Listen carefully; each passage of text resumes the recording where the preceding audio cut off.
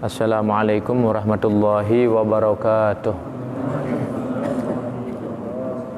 Fadah bita'alim wa ta'alim al-fadah wal-istifadah wa nafa' wal-intifa' liniyatan salihah wa ala muslafna su'alun ila hadratin Nabi Muhammadin sallallahu alaihi wasallam wa ala alihi wa uladihi wa azwajihi wa dhurrati ahli baitihi wa jami' ikhwanihi minal anbiya'i wal mursalin wal awliya'i wa syuhada'i wa salihin sahabati wa tabi'in wal ulama'il amilin wa ila jami'il muslimin. Thumma khususan Syekhina al-Habib Taufiq bin Abdul Qadir bin Sina Sigaf bin Ja'far Syekhna Sigaf Ibarakatil Hafzim Alhamdulillah infa'una bi asrarihim wa anwarihim wa ulumihim wa nafahatim fid din wa dunya wal akhirah wa walidina wa walidikum wa amwatina wa amwatikum wa amwatil muslimin. Allah yaghfir lahum wa yarhamhum wa yulid darajatin fil jannah. Al-Fatihah.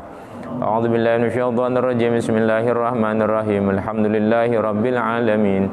Arrahmanir rahim. Maliki yaumiddin. Iyyaka na'budu wa iyyaka nasta'in. Ihdinas siratal mustaqim siratal ladzina an'amta 'alaihim ghairil maghdubi 'alaihim waladdallin. Amin. Alhamdulillah. Wassalatu wassalamu ala Rasulillah habibina wa syafi'ina wa qurrati a'yunina wa maulana Muhammad wa ala alihi wa ashabihi ajma'in. Amma ba'd. Hadratul muhtaramin, para alim, para ulama, para asatid, habaib yang saya cintai, yang saya muliakan, hadirin jemaah salat maghrib yang dirahmati Allah Subhanahu wa taala. Alhamdulillah kita dapat berkumpul pada malam hari ini, dapat bermuajahah dalam satu niatan yang baik, yaitu thalabul ilmi. Mudah-mudahan duduk kita bersama-sama di masjid yang mulia ini menjadi salah satu wasilah untuk menghantarkan nantinya pada keridhaan Allah Subhanahu wa taala.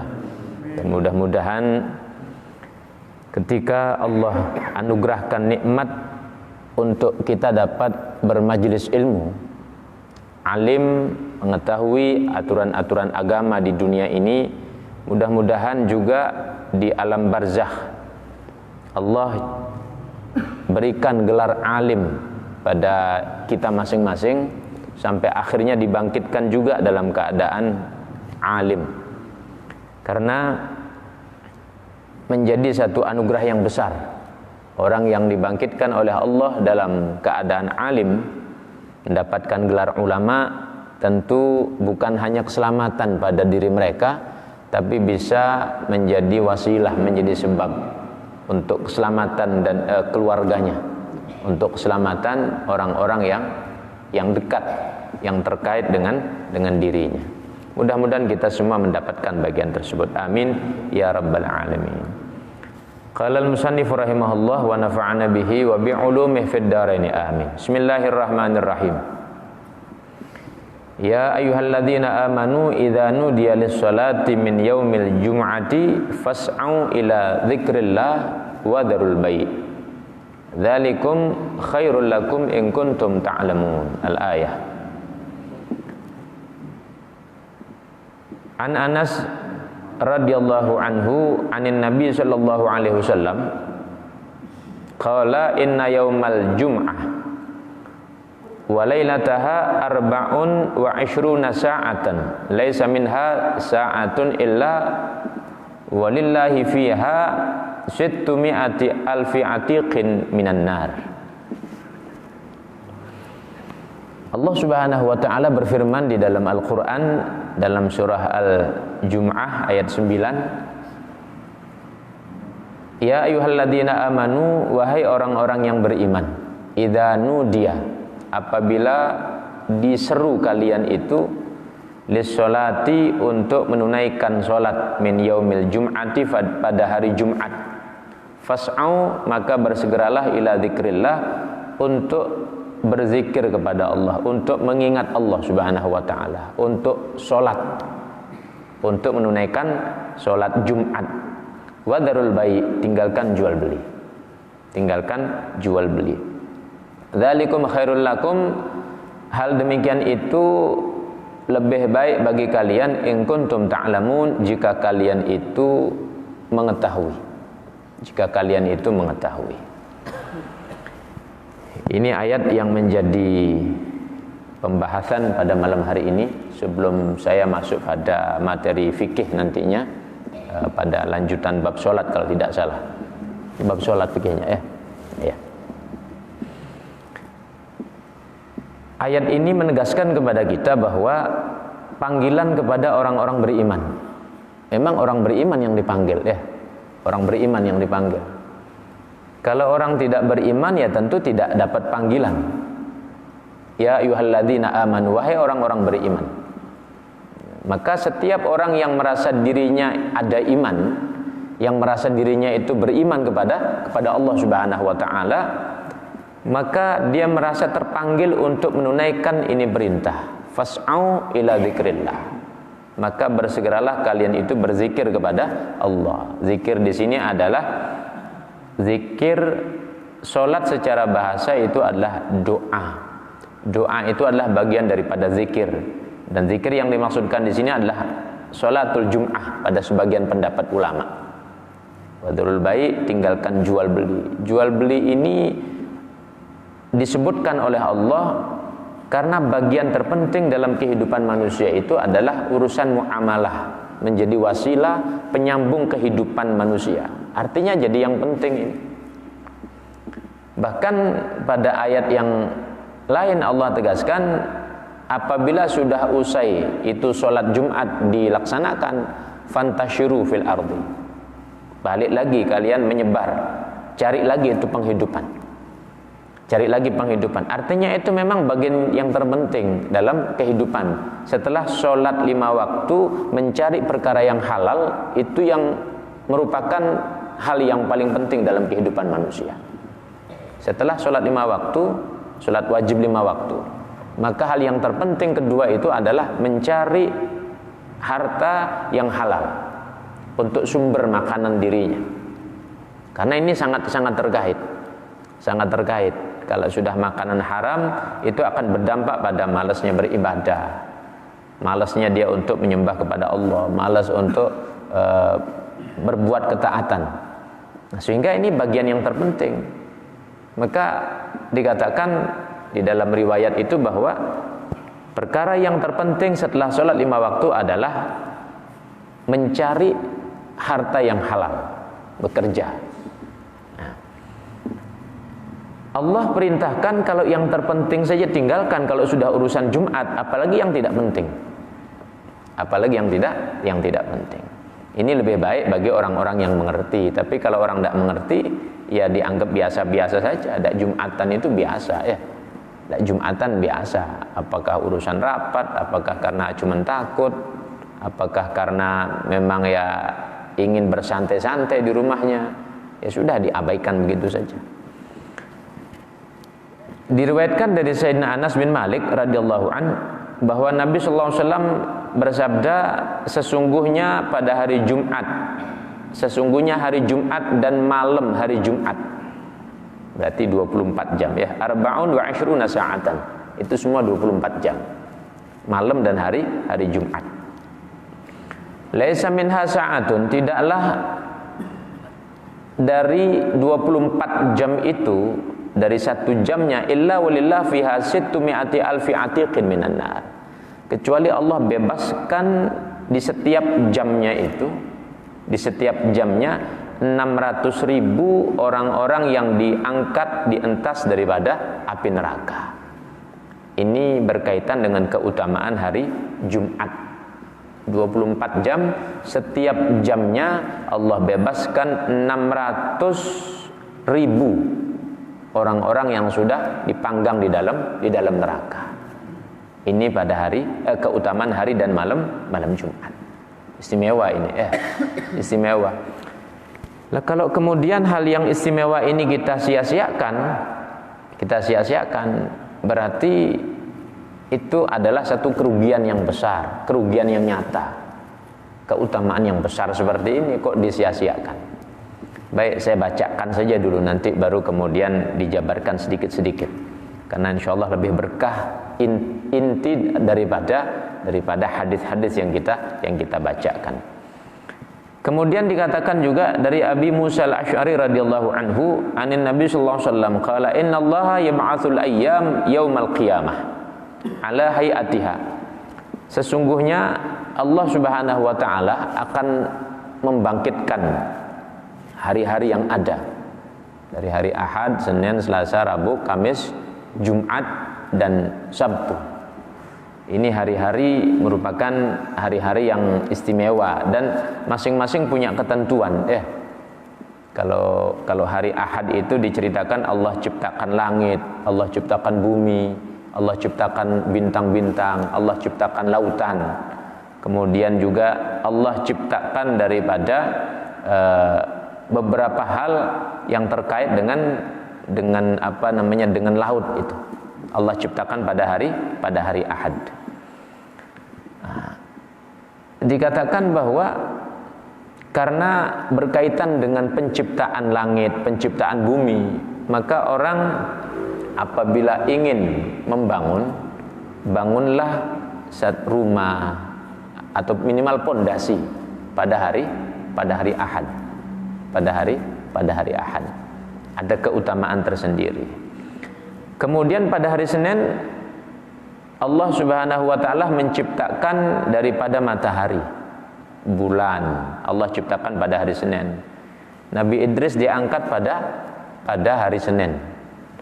Nabi Musa ketika dipanggil menghadap pada Allah di Bukit Tursina itu pada hari Senin.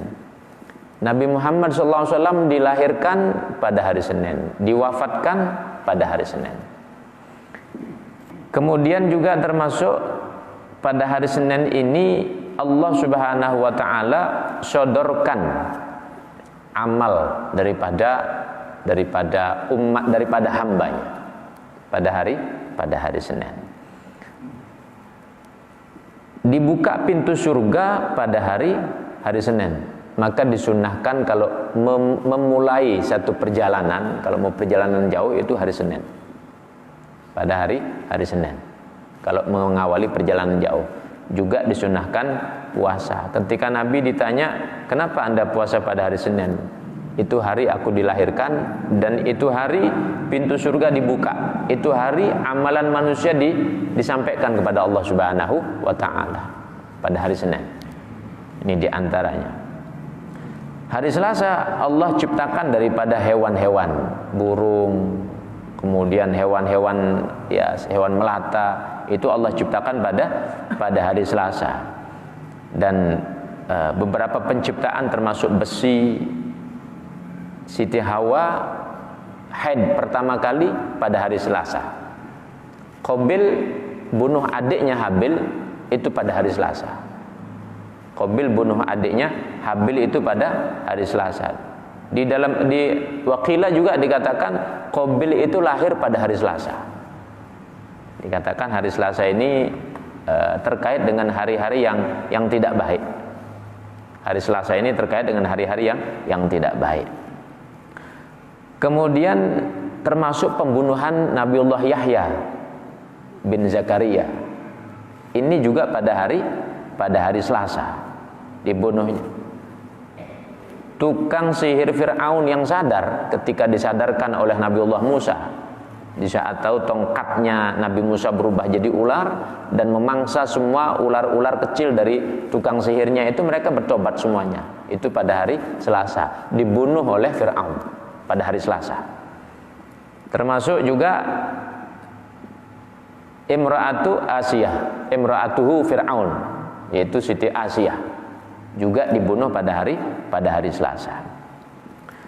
Ini diantara kaitan dengan hari Selasa. Kemudian hari Rabu Allah ciptakan itu sungai. Allah hancurkan daripada orang-orang kufar pada zaman-zaman dulu, daripada umat-umat Nabi sebelumnya. Kemudian termasuk juga Allah hancurkan Fir'aun, Namrud, kaum Lut, itu pada hari Rabu. Ini Rabu ini hari yang banyak sial juga. Hari Rabu ini. Nah, termasuk hari Kamis Allah ciptakan surga, neraka. Allah ciptakan daripada ad-dawab, termasuk hewan-hewan tertentu ya. Dari semua hari-hari ini, tidak semua saya jelaskan.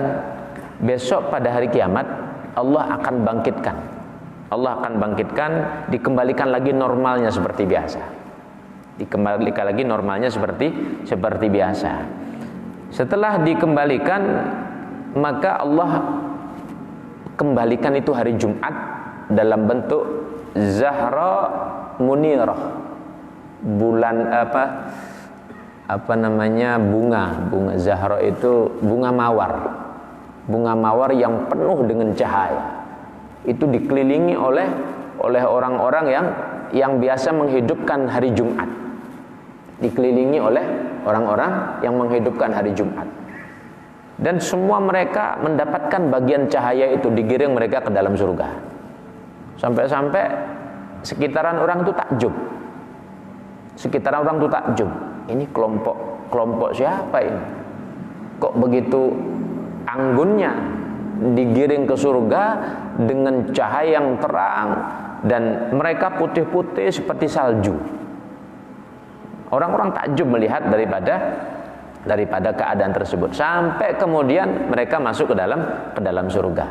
Ini khusus bagi orang-orang yang menghidupkan hari Jumat. Khusus orang-orang menghidupkan hari Jumat. Jadi Jumat ini istimewa. Makanya setan itu paling sibuk dia.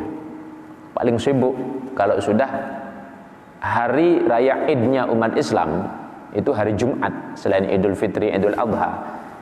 Bahkan Imam Syekh Abdul Qadir Jailani dalam kitabnya Al-Ghunyah, dia mengatakan bahwa lebih afdal malam Jumat daripada malam Lailatul Qadar. Kenapa? Karena malam Jumat itu lebih sering datangnya, dan ada pembebasan yang berlipat-lipat dari Allah Subhanahu wa taala terhadap orang-orang yang sudah di neraka. Ada pembebasan oleh Allah Subhanahu wa taala. Maka Syekh Abdul Qadir Jailani mengatakan lebih afdal malam Jumat daripada malam Lailatul Qadar. Sampai seperti itu. Sampai seperti itu. Maka setan begitu sibuknya dia. Bagaimana supaya umat Nabi Muhammad ini tidak mau menghidupkan hari Jumat. Tidak mau menghidupkan hari Jumat. Mau baca surah Al-Kahfi sudah sibuk ambil HP, main HP sudah ya. Sebenarnya bisa juga main HP, tapi kita buka di sana ada surah Al-Kahfi ya. Bisa juga sebenarnya. Mau baca Yasin, kadang enak ngobrol-ngobrol, tidak jadi baca Yasin. Tidak jadi baca Yasin ya. Mau baca Al-Quran sudah sibuk sudah. Jadi dibisi oleh syaitan sehingga sibuk. Nanti pagi-pagi sudah cepat-cepat kerja. Kalau atasannya misalnya orang tidak beriman, sudah nanti jam 12, setengah 12 mulai kita meeting. Dipepet-pepet waktunya, akhirnya tidak Jumatan ya. Sudah dibuat seperti itu. Dibuat seperti itu. Kalaupun kemudian orang yang teguh keimanannya, saya mau Jumatan, ada saja caranya supaya orang tidak sempurna dalam ibadah Jumatnya. Nah, termasuk ini keberhasilan setan ini ya. Berhasilan setan ini, ditakut-takuti orang, banyak ada Jumatan, masjid-masjid ditutup ya, banyak ada Jumatan. Mau Jumatan saja sembunyi-sembunyi, dia cari gang kecil, padahal pintu gerbang masjid besar ya, cari gang kecil sembunyi-sembunyi dia. Ini keberhasilan syaitan sudah ya, keberhasilan syaitan sudah. Karena ini hari, apabila itu dihidupkan dengan sempurna, maka jaminan sudah. Bahkan dalam riwayat dikatakan bahwa tidak ada hari dari 7 hari yang ada kecuali khusus hari Jumat dan malam Jumatnya, yaghfirullah lailatul jum'ah li ahli Islam ajma'in. Semua orang-orang Islam diampuni dosanya oleh Allah malam Jumatnya itu. Sampai sudah nanti hari Jumat sorenya. Kalau ini malam Jumat misalnya, nah dari maghrib ini sampai kemudian besok Jumat sampai sore, itu semua orang-orang Islam diampuni dosa-dosanya oleh Allah. Tetapi tentu ada pengecualian. Kalau misalnya dia ternyata berbuat dosa-dosa, termasuk dosa-dosa besar ya, termasuk dosa-dosa besar. Dosa yang lebih besar daripada dosa-dosa besar yang ada apa? Tarkus shalah, itu dosa besar. 1 kali tidak sholat sama dengan 70 kali berzina ya. 1 kali tidak sholat sama dengan 70 kali berzina dosanya itu ya. Nah, kalau 1 kali tidak Jumatan kan sama juga ya. 1 kali tidak Jumatan, sengaja tidak Jumatan, sama dengan 70 kali berzina. Itu dosanya ya. Jadi berat dosanya itu. Berat dosanya itu. Kenapa demikian? Karena ini Jumat Allah kasih istimewa. Ini Jumat Allah kasih istimewa. Dikatakan innallaha khalaqal ayyam wa ikhtara minha yaumal jum'ah wa faddala ummati ala sairil umam wa ja'ala lahum yaumal jum'ah wa ja'ala lahum yaumal jum'ah fa kullu amalin ya'malu insan yaumal jum'ah yuktabu lahu bi 70 hasanah. Allah menciptakan hari-hari yang ada dan Allah pilihkan hari Jumat daripada semua hari-hari yang ada. Dan Allah pilih dari semua umat-umat yang ada, dipilih umat Nabi Muhammad. Dan Allah jadikan hari dari 7 hari itu Allah kasih untuk umat Nabi Muhammad hari Jumat. Maka setiap amalan yang dilakukan umat Nabi Muhammad pada hari Jumat itu dicatat 70 kebaikan. 70 kebaikan. Amalan pada hari Jumat. Fa idza mata yaumal jum'ah aw lailatal jum'ah, kalau dia meninggal hari atau malam Jumat, ghafarallahu lahu ma taqaddama min dzambihi wa ma ta'akhkhar. Dosa yang lalu, dosa yang akan datang itu dibereskan oleh Allah Subhanahu wa taala. Kalau dia meninggal pada malam atau hari Jumat. Tentu bagi orang-orang yang menghidupkan daripada ini hari, yang menghidupkan, Allah ampuni itu. Dosa yang lewat dan dosa yang akan datang itu diampuni oleh Allah Subhanahu wa taala. Kemudian dikatakan wa yakhruju minad dunya maghfuran lahu. Keluar dari dunia ini, meninggal dunia dalam keadaan sudah diampuni oleh Allah Subhanahu wa taala. Ini di antara keistimewaannya juga. Sehingga di sini dicantumkan satu ijtihad ulama, pendapat ulama, Al-Imam Ar-Royani, Imam Ar-Royani. Beliau mengatakan ya ta'akkadu istihbab shalah ala man mata yaumal jum'ah aw lailataha wa hudur dafnihi wa yaum arafah wa asyura wal aid kadzalik. Ditekankan secara penekanan kesunahan di dalam mensolatkan, orang yang meninggal pada hari Jumat atau malam hari Jumat. Ada penekanan. Kalau ada orang meninggal hari Jumat, malam Jumat, ini lebih banyak yang mensolatkan, lebih serius yang mensolatkan. Apalagi yang meninggal itu orang alim. Ada satu ungkapan seorang wali mengatakan, terkadang mayit itu mengharapkan wasilah doa dari orang-orang yang mensolatkan. Tapi kalau yang meninggal itu wali, rupanya orang yang mensolatkan dapat ampunan dengan sebab wali tersebut. Jadi yang mensolatkan mereka dapat ampunan itu, yang mensolatkan, karena keramat atau kemuliaan yang Allah berikan kepada wali tersebut. Walhasil kalau bisa saya simpulkan bahwa hari Jumat ini hari yang istimewa. Hari Jumat ini hari yang istimewa. Hari kiamat akan terjadi pada hari Jumat. Umat digiring ke dalam surga pada hari Jumat. Malaikat mengatakan hari Jumat itu yaumul mazid, hari tambahan. Hari tambahan karena keberkahan begitu besar yang Allah berikan pada hari Jumat. Maka sebagai penutup di sini dikatakan Nabi sallallahu alaihi wasallam pernah memanggil Sayyidina Umar bin Khattab, "Ya Umar, alaika bi sholatul jum'ah, wajib kamu salat Jumat. Fa innaha tahdimul khataaya kama yahdimu ahadukumut turab min darihi." Karena sesungguhnya itu salat hari Jumat akan menghancurkan daripada kesalahan-kesalahanmu sebagaimana engkau membersihkan debu-debu yang ada di dinding-dinding kalian. Itu ada debu nempel banyak, dibersihi. Nah, sebersih-bersihnya sudah. Ini pesan Nabi kepada Sayyidina Umar bin Khattab. Ya Umar, ma min 'abdin iktasala yaumal jum'ah lis-sholati illa kharaja min dunubi qayaumi waladathu ummuhu. Wahai Umar, tidak ada seorang hamba itu mandi pada hari Jumat kecuali dosa-dosanya itu terhapus. Ini urusan mandinya saja ya. Ini belum sholatnya. Terhapus dosa-dosanya, balik dia sebagaimana dia baru dilahirkan dari perut ibunya. Ini keutamaan hari Jumat.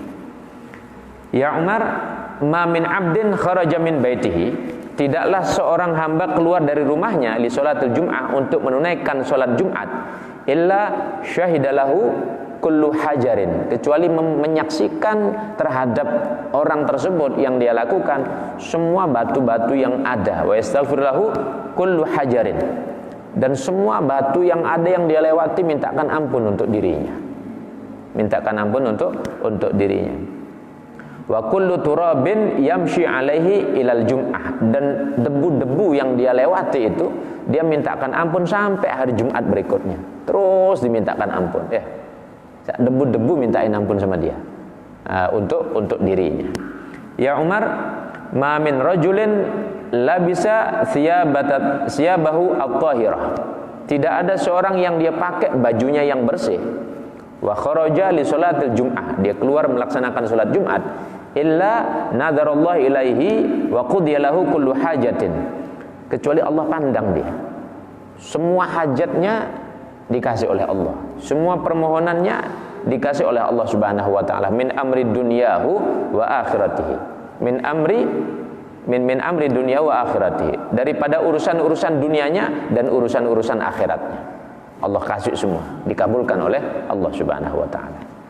Ya Umar, innallaha ta'ala yanzilu malaikatahu yaumal jum'ah, yunzilu malaikatahu yaumal jum'ah, sesungguhnya Allah menurunkan malaikat-malaikatnya pada hari Jumat, ila darid dunya, menuju ke rumah-rumah di dunia ini, fayas'una tilkal baldah, maka memenuhi malaikat-malaikat itu daripada kampung tersebut, daripada wilayah tersebut, hatta yu'adzinul muadzin, sampai muadzin itu mengumandangkan azan. Fa idza adzanal muadzin ibtadaru al masjid, kalau sudah dikumandangkan itu azan, semua masuk ke masjid, semua mereka pada masuk ke masjid. Fa yadkhuluna min abwabil masjid yanzuruna min man dakhala fihi, sambil dia melihat siapa yang masuk ke sana, siapa yang ikut masuk ke masjid. Qoblal adzan, apakah itu yang sebelum adzan ataupun yang setelah adzan. Ra'auhu, mereka semua melihat, raki'an aw sajidan, baik yang ruku, yang sujud, perhatikan betul sama malaikat sembari berdoa begini, Allahumma a'fu anhu, ya Allah maafkan orang ini, ya Allah maafkan orang ini, ya Allah maafkan orang, terus begitu dimintakan ampun oleh malaikat. Wa taqabbal minhu, terima hajatnya orang ini, terima permohonan daripada orang. Wa yaqifuna ala abwabil masajid, dia kemudian berdiri di pintu masjid itu, menghitung siapa orang-orang yang masuk ke masjid, wa yusafahunahu, disalami orang-orang yang masuk ke masjid, wa yastaghfiruna lahu, dimintakan ampun. Fa idza waqafal khatib 'alal mimbar, kalau itu khatib sudah naik ke mimbar, jalasu baina sufuf, dia ikut duduk di antara saf-saf itu, di antara saf-saf itu ikut duduk. Fa yanzuruna ila wujuhil khalqi, dia lihat wajah-wajah orang, dilihat itu wajah-wajah orang. Wa yastaghfiruna lahum, dimintakan ampun. Fa idza dakhalu fi shalah dakhalu ma'hum, kalau sudah sholat mereka ikut juga sholat bersama mereka. Hatta yanalu barakatal jum'ah, sampai mereka mendapatkan berkah itu hari Jumat, berkah ibadah Jumat pada hari tersebut. Fa idza sallamal imam wa da'a qalu fi jumlatil jamaah amin fa yaghfiru lahum bi barakatil malaikah. Kalau sudah selesai sholat, imam sudah berdoa, kemudian mereka makmum itu pada ngamini, malaikat pun juga ikut mengamini. Akhirnya Allah terima karena malaikat ikut mengamin daripada doa mereka, daripada jamaah tersebut. Ini diantara keutamaan hari Jumat, ibadah pada hari Jumat, amalan pada hari Jumat. Kalau kita sudah tahu demikian, apalagi yang membuat kita ragu-ragu menunaikan perintah ibadah ini. Tidak ada ibadah dari hari-hari yang ada kecuali lebih afdal ibadah pada hari Jumat. Orang biasa jamaah sholat subuh. Dari semua ibadah-ibadah jamaah itu yang paling afdal ibadah sholat subuh pada hari Jumat. Ibadah jamaah sholat subuh pada hari Jumat paling afdal sudah. Ini keutamaan hari Jumat. Maka Tidak ada kesempatan yang baik yang Allah anugerahkan kepada umat Nabi Muhammad kecuali Allah perkenankan dia menunaikan ibadah sholat Jumat. Sampai-sampai dalam ancaman riwayat Nabi sallallahu alaihi wasallam, man tarakal jum'ah kutiba minal munafikin. Barang siapa yang meninggalkan Jumat, maka dia dicatat, digolongkan dalam golongan orang-orang munafik. Kalau dia tidak Jumatan. Dalam riwayat yang lain Nabi katakan man taraka thalatha juma'in tahawunan. Barang siapa yang dia meninggalkan sholat Jumat, 3 kali sholat Jumat karena malas. Toba Allahu ala qalbih, maka distempel hatinya oleh Allah Subhanahu wa taala. Apakah rasa takut itu bagian daripada uzur? Kalau takutnya itu menjadikan dia mati, bisa dianggap sebagai uzur, ya. Tapi kalau takutnya itu cuma takut karena saling takut menakuti, yang satu ngomong nanti begini, yang satu ngomong nanti begini, akhirnya saling takut menakuti. Apalagi jarang keluar rumah, di rumah saja kerjaannya, kemudian buka HP terus, seakan-akan dunia itu ya sudah di HP itu sudah. Datang berita begini, mencekam jadinya, seakan-akan dunia ini mencekam. Akhirnya takut sendiri. Padahal orang biasa pada jalan-jalan, orang biasa ke mall, orang biasa ke pasar, dia terbelenggu dengan rasa takutnya sendiri. Kenapa? Mainannya HP. Jadi berita masuk terus begitu, ya. Ditakuti oleh berita. Ini waswasnya syaitan, ya. Waswasnya syaitan. Karena manusia kayaknya wajib semain, ya. Kayaknya wajib, kalau tidak ada ini bingung manusia, ya. Nah, cuman tergantung memanfaatkan saja. Kalau misalnya diisi di sini ya bacaan Al-Qur'an, diisi misalnya kitab-kitab wirid, mungkin Al-Qur'an yang di-download Al-Qur'an dan seterusnya, manfaat, ya. Facebooknya kemudian gunakan untuk memberikan informasi yang positif kepada umat, insyaallah manfaat. Ya tergantung siapa yang megang sebenarnya.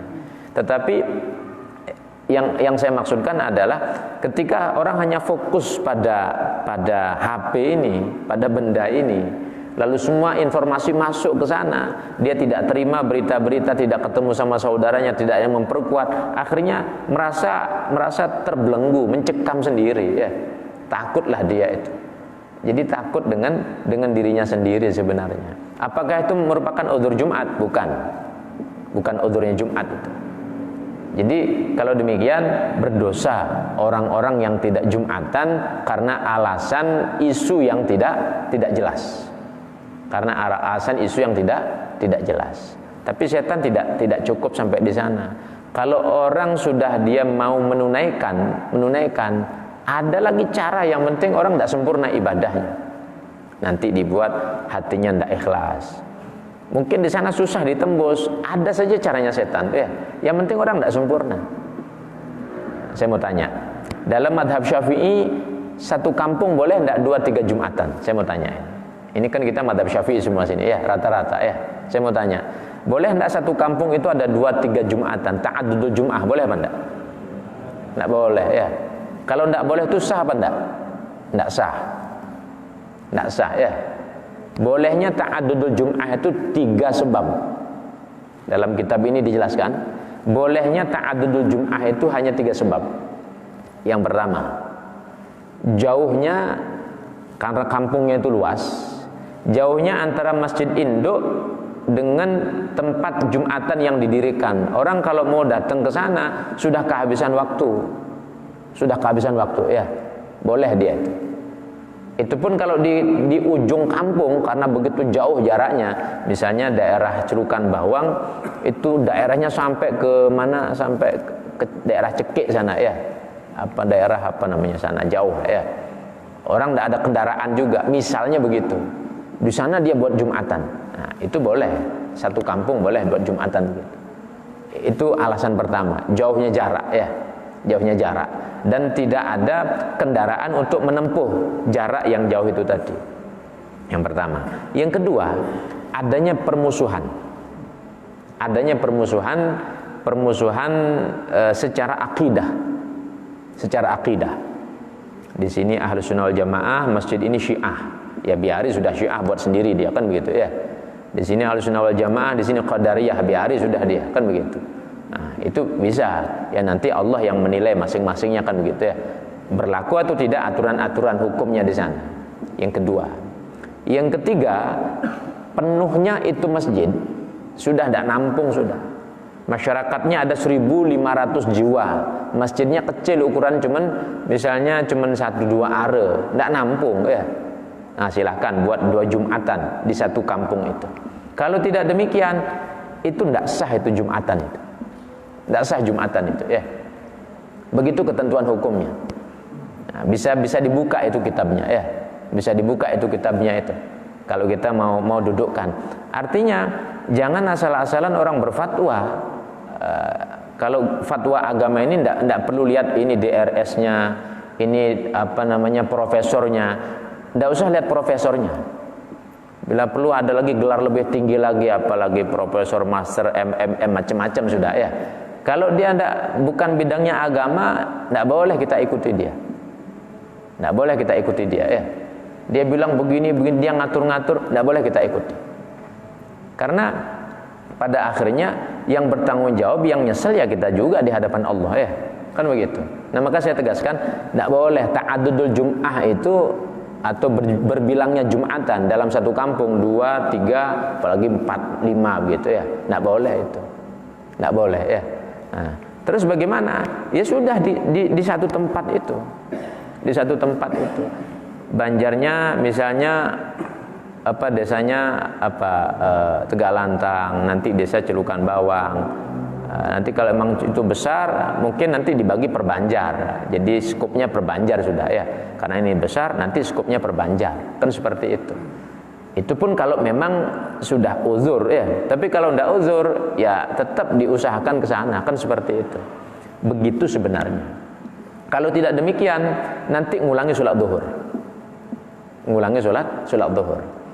Kalau seandainya masjid ini memang sudah menjadi rujukan, kok tetap mengadakan, nah nanti dan itu dimusyawarahkan seperti itu, nanti yang lebih dulu takbiratul ihramnya itu yang sah, akan seperti itu. Namun itu banyak pertimbangan untuk menetapkan hukum tersebut. Maka saya tegaskan, tidak boleh itu berbilang jumlah ibadah Jumat itu di beberapa masjid dalam satu kampung, sedangkan masjid ini belum penuh. Masjid ini belum penuh, tidak boleh ya. Tidak boleh itu.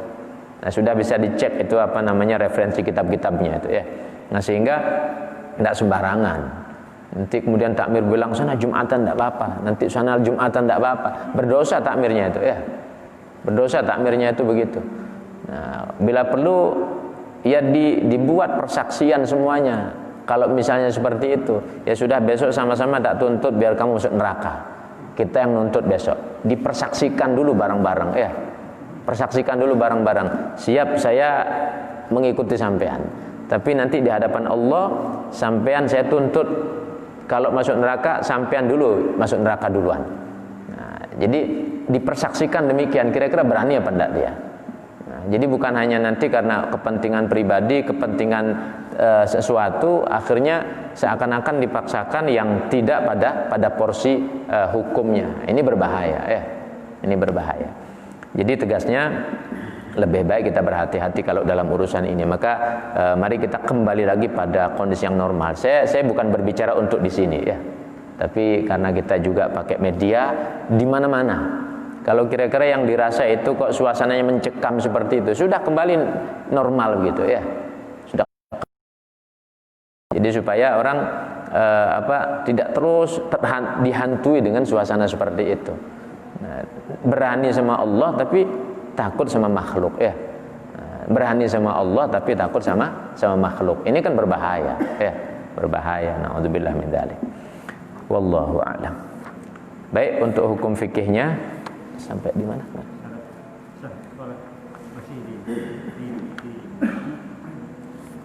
Syarat sah solat poin berapa?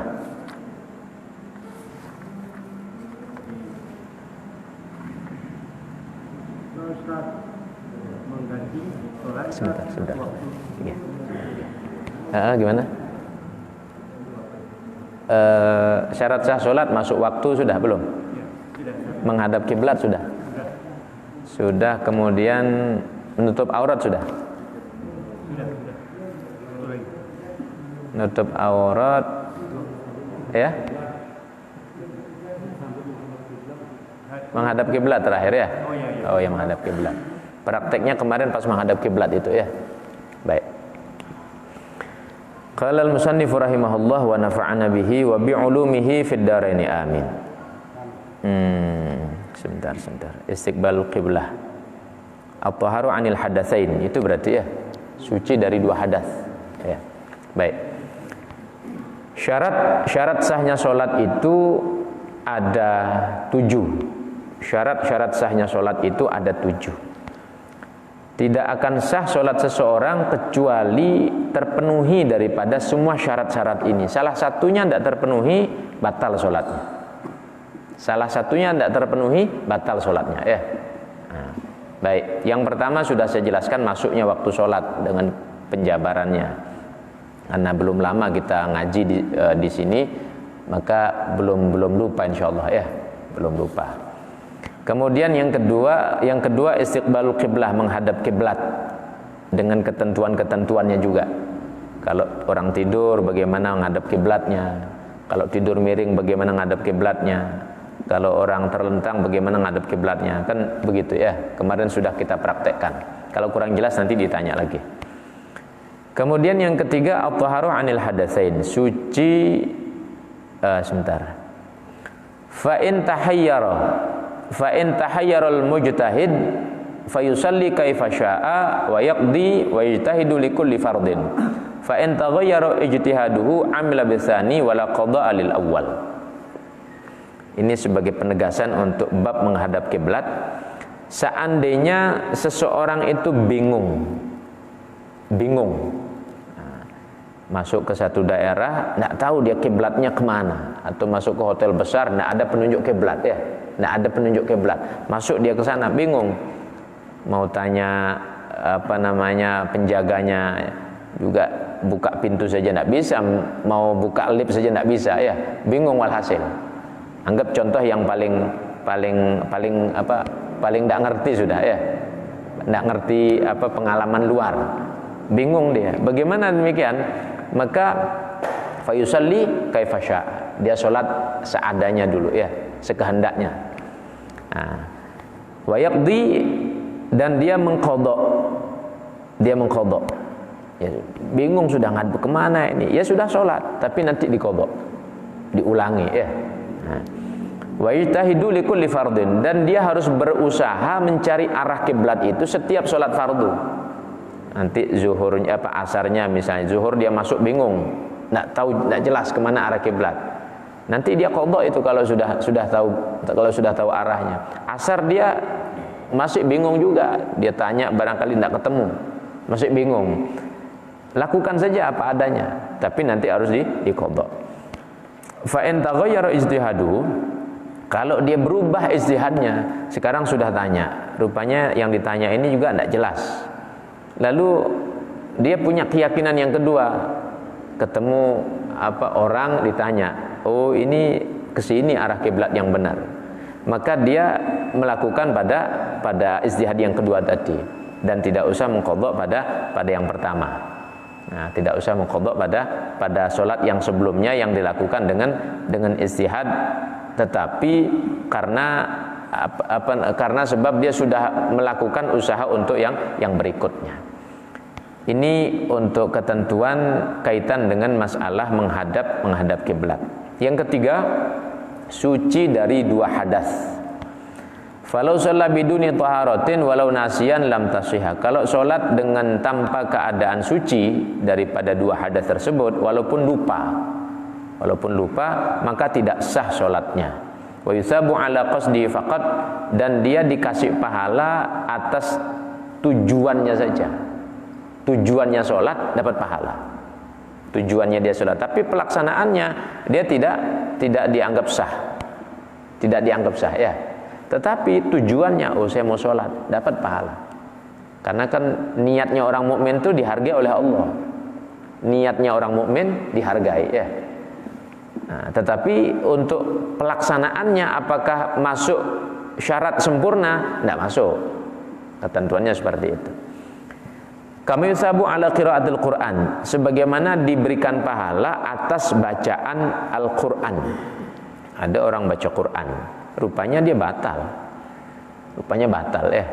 Nah, apakah dapat pahala? Bacaan lagi batal itu tidak dapat pahala. Tapi niatan baca dia dapat ya. Niatan baca dia sudah dapat. Nah, kemudian illa idza kana junuban, kecuali kalau dalam keadaan sebentar. La ala fi'li kama yusabu ala qiraatil Quran illa idza kana junuban. Illa idza kana junuban. Kecuali dalam keadaan junub. Kalau dalam keadaan junub, jika memang niatannya untuk menjaga hafalan. Ada orang hafalan Quran. Itu kan tidak boleh dia pegang Quran, kan tidak boleh ya. Nah, baca Quran pun sebenarnya kan tidak boleh. Tapi karena memang niatannya untuk menjaga itu atau niatannya berzikir, maka dia dapat bagian pahala tersebut. Dapat bagian pahala tersebut. Wallahu a'lam. Walhasil suci dari dua hadas, hadas kecil ataupun hadas besar. Kita sudah maklum namanya hadas itu ada dua macam. Hadas kecil yang menyebabkan orang wajib wudu, hadas besar menyebabkan orang wajib mandi junub. Ini sudah beberapa kali saya sempat jelaskan ya, masalah hadas kecil, hadas besar. Yang keempat, at-taharah 'anil najasah fi thawb wal badan wal makan. Suci dari najis pakaian, badan dan tempatnya sholat. Pakaian, badan dan tempatnya sholat. Nah, kalau berbicara pakaian, ya pakaian yang kita pakai ini, mau ini sorbannya, mau ini kopiahnya, mau gamisnya, mau sarungnya, atau mau celana dalamnya. Misal begini, bajunya baru, sarungnya baru, tapi dia kencing di kamar mandi, tidak lepas itu, tidak dilepas tuh celana dalamnya, tidak dilepas, kenalah percikan ya. Pas lagi jongkok kena percikan dia. Lah ini kan dia berarti bau najis. Yang sarungnya baru, bajunya baru, tapi celana dalamnya habis kena percikan air kencing, najis. Apakah sah sholatnya? Ya tidak sah sholatnya ya, tidak sah sholatnya. Nah, sehingga perlu dihati-hati betul, perlu berhati-hati betul ya. Nah, maka jangan kalau kencing berdiri itu usahakan jangan. Kalau kencing berdiri, apalagi semua kamar mandi kan sudah pakai keramik semua ya, itu pasti dia kepercik itu ya, memercik ke kain kita. Berdiri kemudian disiram temboknya ya, temboknya disiram, percikannya balik ke kita itu. Nah, sehingga kalau kamar mandi lepas dulu sudah, pakai sarung lepas dulu sudah ya, lepas dulu kemudian buang air kecil. Sebelum cebok siram dulu caranya, jangan langsung cebok, nanti itu kena percikan juga. Kena percikan juga, langsung kita cebok, kencing yang tadi belum larut itu kena air kena percikan ke atas, najis juga jadinya ya. Kalau sudah najis begitu, tidak sah pakai sholat, tidak sah pakai sholat. Ada orang ceritanya dia kerja keluar kerja di lapangan, ceritanya dia bawa sarung sudah, baju dia bawa, cuman celana dalamnya dia lupa buka. Padahal di sana ada bekas kencing misalnya, ya berarti dia bawa najis, tidak sah sholatnya ya. Berarti dia bawa najis, tidak sah sholatnya. Nah, ini perkara-perkara yang sederhana kaitan dengan pakaian, as-saub, pakaian kita. Nah, jadi perlu dihati-hati. Saya mau tanya, ini kalau kita pakai kopiah ini berapa bulan sekali dicuci? Kopiah? Seminggu sekali ya, seminggu sekali. Nah, kadang kita lupa ya. Seandainya tikusnya lewat, ditaruh di atas meja, lewat, kencinglah dia di sana. Kalau putih kelihatan, nah cuman kalau hitam tidak kelihatan ya. Nah, tapi kalau sudah bau, tidak enak, demek baunya, nah ini kayaknya ada sesuatu ya, ada sesuatu. Nah, sehingga kalau sudah dirasa kok berubah bau, ya sudah ganti sudah ya. Kalau berubah bau. Dulu bukan orang, maksudnya dulu orang-orang tua kita mengajarkan kopiah hitam. Kopiah hitam. Apalagi ada salah satu pondok, saya tidak sebut. Tidak boleh pakai kopiah putih, santrinya itu harus pakai kopiah hitam. Ada salah satu pondok, pondok besar ini. Tidak boleh santrinya pakai kopiah putih, tidak boleh. Nah, jadi khusus untuk kiai sama gusnya saja pakai kopiah putih. Yang lain harus pakai kopiah hitam. Tapi ada juga pondok tidak boleh pakai kopiah hitam, harus pakai kopiah putih semua. Harus pakai kopiah putih semuanya. Nah, saya dua-dua masuk ke pondok itu. Dua-dua saya pernah masuk ke pondok itu. Nah, jadi setelah kita memahami hukum-hukumnya, ya tidak ada masalah mau kopiah hitam, mau kopiah apa, kan tidak ada masalah. Cuman saya baca dalam kitab ini. Dalam kitab ini kita mau pakai baju, mau pakai kopiah sarung warna kuning, merah, warna hijau, itu dapat sunnah. Tapi kalau pakai hitam makruh. Saya baca dalam kitab ini pada bab tentang masalah pakaian. Jadi kalau kita pakai yang hitam makruh. Tapi kalau pakai merah, pakai kuning, pakai hijau, apalagi putih apalagi putih. Tapi kalau hitam makruh. Makruh Nah, terus makruh bagaimana? Apakah tidak boleh? Ya bukan berarti tidak boleh. Makruh itu mungkin jadi antara dua hal. Ya, keutamaan makai itu tidak dapat keutamaan kita makai itu tidak dapat. Pada dasarnya orang kalau kopiah nutup kepala itu dapat fadilah. Bahkan kalau imamah begini ada khusus. Bahkan pada bab Jumat tadi itu ada pembahasan khusus. Malaikat itu kalau hari Jumat itu semua pakai imamah dia. Semua pakai imamah kalau sholat Nah, dan malaikat mendoakan orang-orang yang sholat pakai imamah. Nah, ada khusus di sana. Nah, cuman semuanya pakai imamah putih. Semua pakai imamah putih. Tapi bukan berarti yang lain tidak boleh. Hanya saja kalau untuk yang hitam Ini saya baca di kitab ini. Ini bukan karena di sini ada yang pakai kopiah hitam, bukan Nah, jadi saya baca di kitab ini untuk menyampaikan saja Baik. Kemudian badan kita juga harus suci. Jangan sampai badan kita kena najis. Badan kita kena najis, apakah di kuku-kukunya, apakah di luka misalnya luka diperban ada nanahnya. Itu bagaimana sholatnya sah apa enggak? Diperban, luka diperban, nanah keluar itu. Kalau terus menerus dia keluar nanah, itu hukumnya sama dengan orang tidak mendapatkan dua alat bersuci. Sama dengan tidak mendapatkan dua alat bersuci. Bagaimana caranya? Dia wudu, dia bersihkan itu, habis itu dia wudu, sudah masuk waktu sholat. Sudah masuk waktu sholat, setelah dibersihkan wudu langsung sholat, tidak boleh tunda-tunda. Pas sholat keluar lagi itu dimaafkan itu dimaafkan. Kalau misalnya ada luka, ada nanah diperban itu terus keluar, tidak mau berhenti, kan ada kadang sakit begitu Nah itu dimaafkan itu dimaafkan. Sama dengan orang terus anyang-anyangan, terus keluar air mazi ada salisil bol, ada salisul mazi. Terus keluar air mazi itu cairan kental itu Nah, kadang ada sudah beser kan ada Jadi terus dia keluar itu susah. Nah, kalau sudah kadang beser begitu, cara wudunya masuk waktu sholat, wudu dicuci, habis itu wudu. Setelah wudu langsung sholat, tidak usah nunggu-nunggu. Nah, makanya kalau sudah begitu keadaannya, sudah dekat-dekat qomat cepat baru kamar mandi Dekat-dekat qomat kamar mandi, nanti cuci, habis itu wudu cepat masuk ke sop sholat.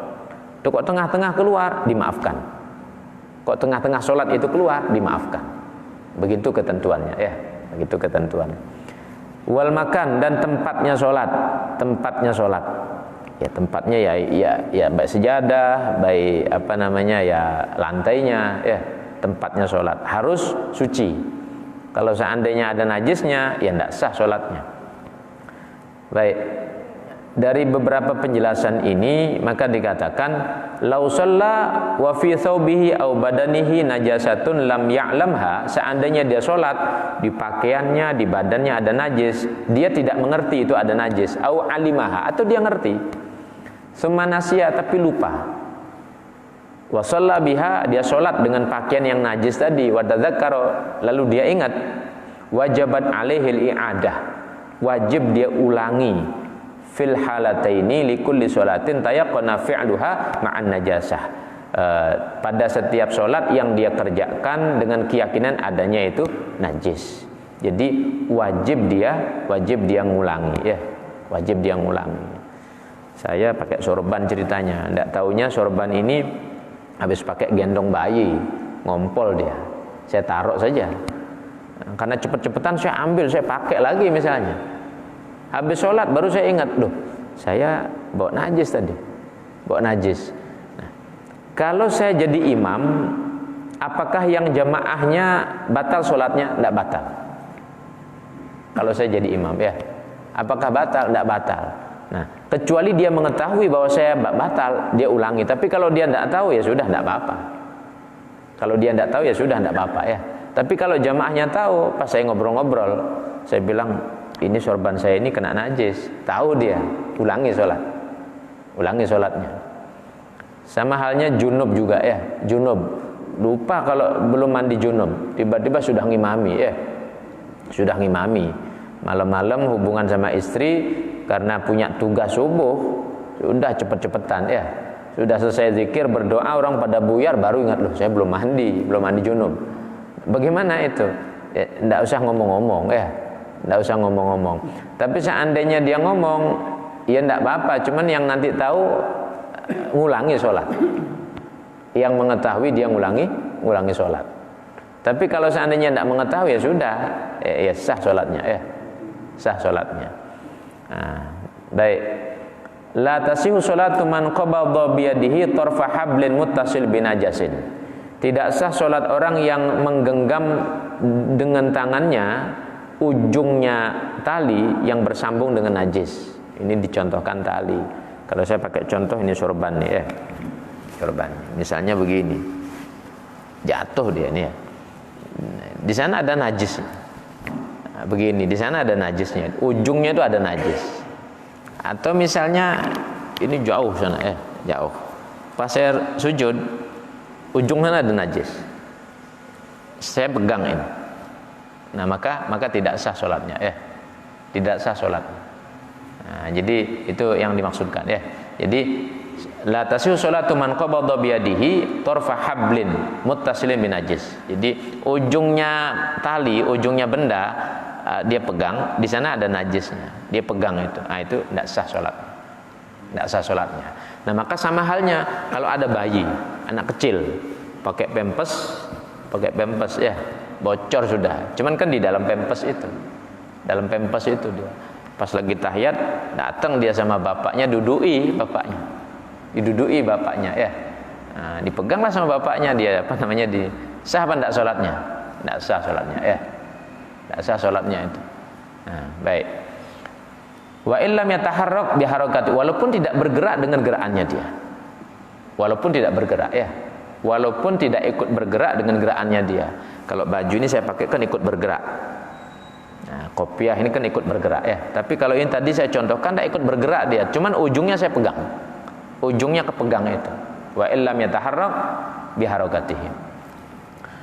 Ini beberapa hal kaitan dengan masalah najis, maka menjadi syarat sah sholat itu harus suci dari najis, pakaian, badan, dan tempatnya sholat. Nanti berikutnya kita membahas syarat yang kelima, menutup aurat, kemudian yang keenam dan ketujuh. Ini ada 7 syarat, ya. Ada 7 syarat, berarti 3 poin lagi. 3 poin lagi. Baik, sebelum saya akhiri, kalau ada pertanyaan saya persilakan. Ya, silakan. Assalamualaikum warahmatullahi wabarakatuh. Waalaikumsalam warahmatullahi wabarakatuh.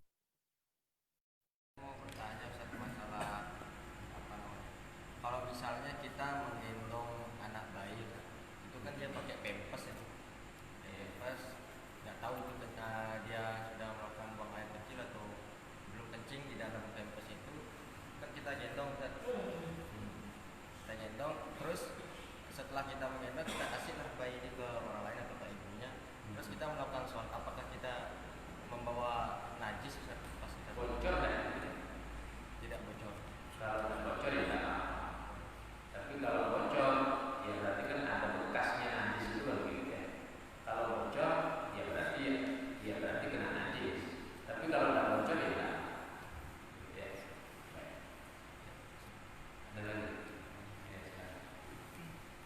Kalau kita berbicara masalah hari Jumat, mungkin tidak ada habisnya Ustaz. Mungkin karena saking mulianya hari Jumat tersebut. Nah, yang saya tanyakan Ustaz, manakah yang lebih afdal kalau kita berhubungan badan pada malam Jumatnya atau hari Jumatnya Ustaz? Nah, kalau lebih afdal hari Jumatnya, mandinya yang mana didahulukan Ustaz? Mandi janabah atau mandi hari Jumat? Kata Ustaz. Mana lebih afdal malam atau siang kan? Ya. Kalau orang berhubungan pada waktu malam, makruh mematikan lampu. Ya. Makruh. Gelap-gelapan total makruh ya. Atau terlalu terang juga makruh juga. Nah, jadi remeng-remeng ya. Remeng-remeng. Nah, remeng-remeng. Nah, begitu anjurannya ya. Nah, saya baca dalam kalau tidak salah kitab Fathul Izar ya, dalam kitab Fathul Izar itu. Nah, terus mana lebih utama, malam apa siang? Ya tentu malam lebih utama. Wa ja'alnal laila libasa wan nahara ma'asya. Aku jadikan malam itu berselimut, untuk berselimut ya. Siang untuk bekerja. Nanti kalau siang misalnya pagi-pagi capek ketiduran sampai siang tidak bangun, tidak kerja jadinya kan begitu ya. Nah, maka afdolnya malam. Nah, cuman kalau malam sudah tidak dapat jatah ya siang, mau gimana lagi? Kan orang sudah malam tidak ini ya, ya siang kan begitu. Ya. Ya. Nah, jadi afdolnya malam berdasarkan beberapa pertimbangan. Cuman itu ada kitab khusus namanya Fathul Izar.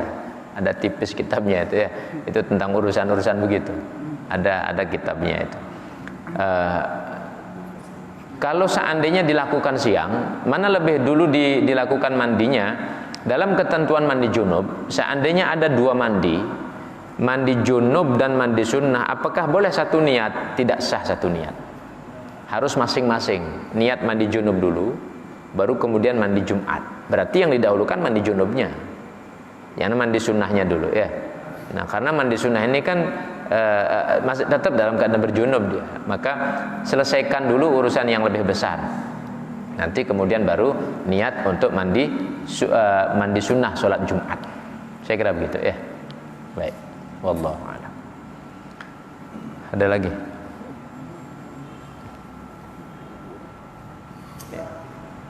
Ya.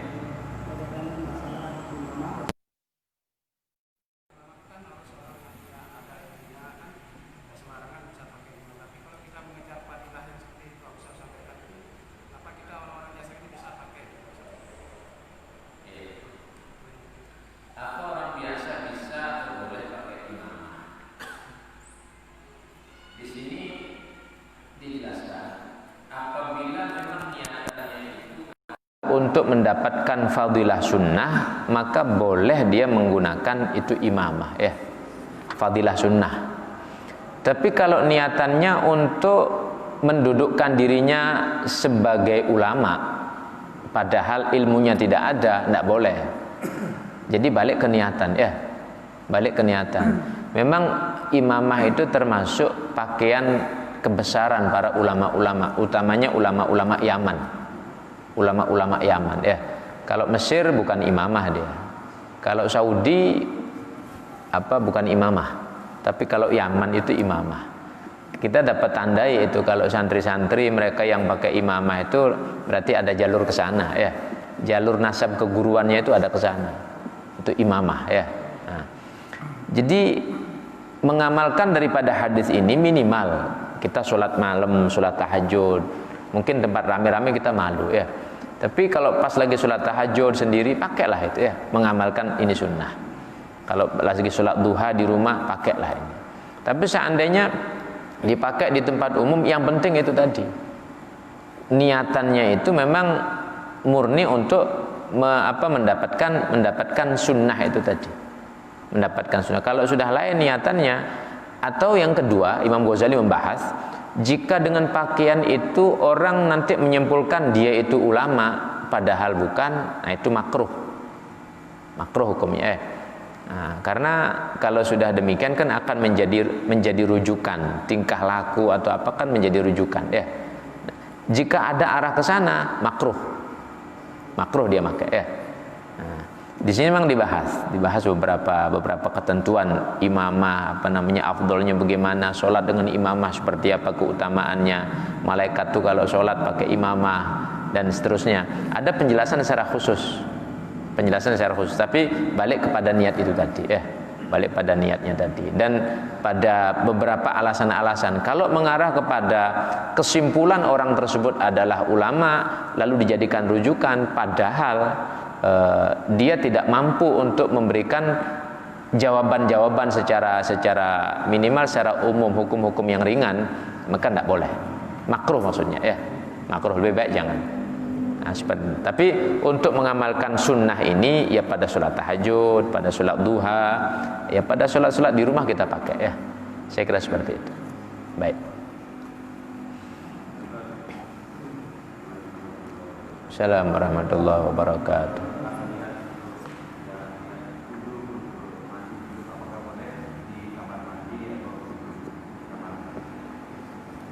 Yang jelas niat itu kan termasuk rukun mandi junub.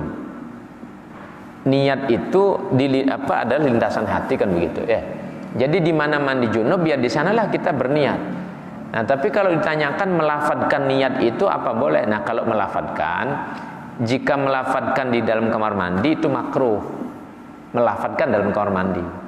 Nah, terus bagaimana? Sudah sebelum masuk kamar mandi kita lafadzkan. Nah, nanti pas kita mandi, karena memang ketentuan awal basuhan, niat itu harus beriringan dengan awal basuhan. Tentu kita membasuhkan di dalam kamar mandi itu tadi. Nah, kalau misalnya awal basuhannya kepala, di sanalah kita hadirkan niat kan begitu. Di sana kita hadirkan niat. Nah, jadi kalau yang dimaksudkan niat yang dalam hati, ya memang harus walaupun di kamar mandi ya dilintaskan. Tapi kalau yang dimaksudkan ucapannya, nawaitul ghusla li raf'il hadatsil akbar an jami'il badan fardhu lillahi ta'ala. Nah, itu di luar. Makruh dia dilafadzkan di dalam kamar mandi. Saya kira begitu ya. Baik. Ada lagi? Cukup ya? Cukup. Pak Ustaz, saya minta keterangan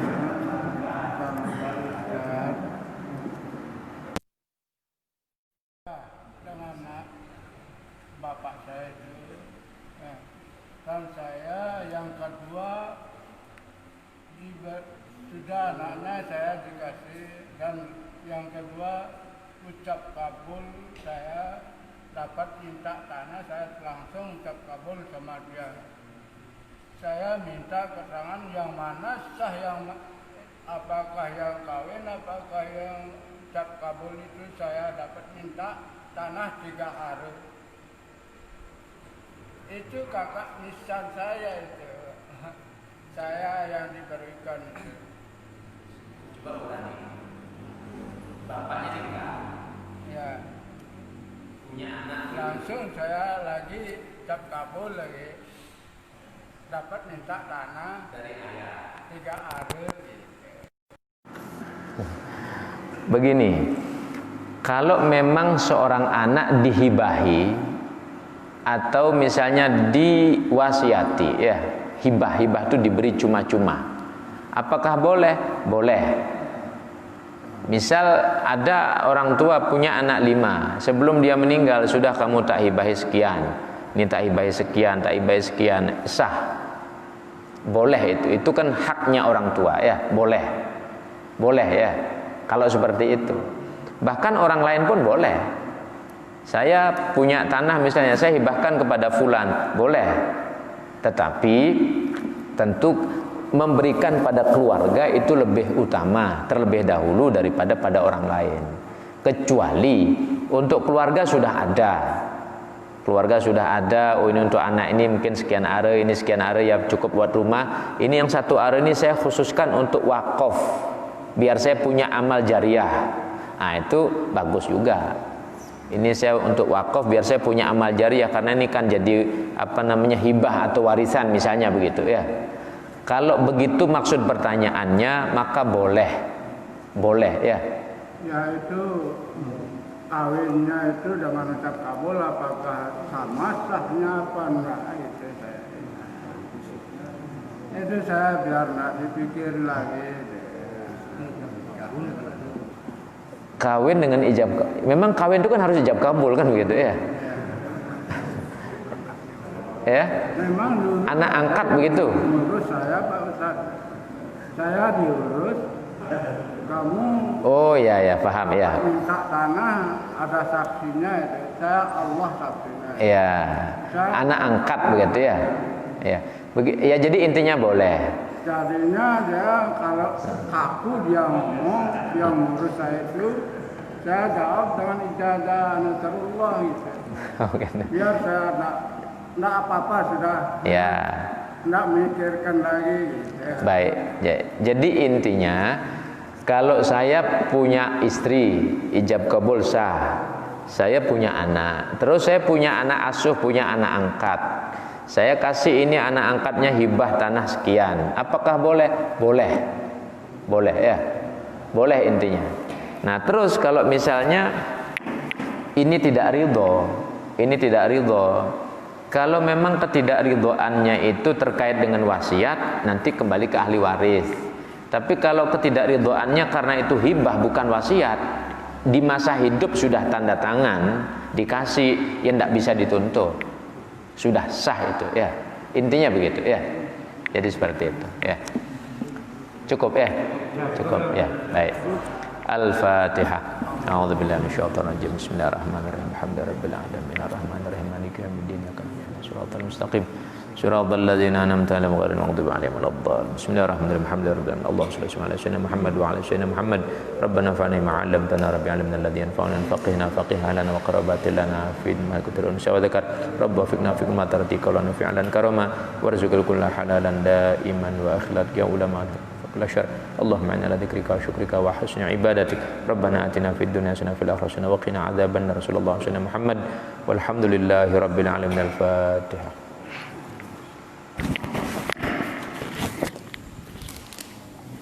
Assalamualaikum warahmatullahi wabarakatuh.